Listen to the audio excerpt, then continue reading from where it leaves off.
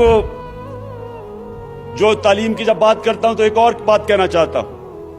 آج تک کسی حکومت نے یہ نہیں فکر کی کہ ہمارے مدرسے میں لاکھوں بچے پڑھتے ہیں، لیکن کبھی کسی نے یہ نہیں سوچا کہ ہمارے مدرسے کے بچوں کے لیے بھی ہم ان کو موقع دیں، وہ بھی اوپر اٹھ سکیں، وہ بھی اوپر آ سکے، پاکستان میں ڈاکٹر بنے، جنرل بنے، جج بنے.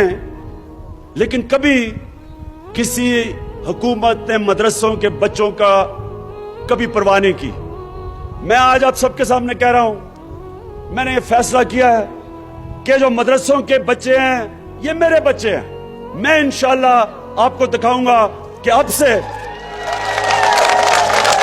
ہمارے جو 26 لاکھ مدرسوں میں ہمارے بچے پڑھتے ہیں. چند ایسے بھی مدرسے ہیں جدھر سے بچے نکلتے ہیں اور بڑے بڑے کام کرتے ہیں، لیکن زیادہ تر مدرسے کے بچے ان جب پڑھ بھی جاتے ہیں ان کو روزگار نہیں ملتا.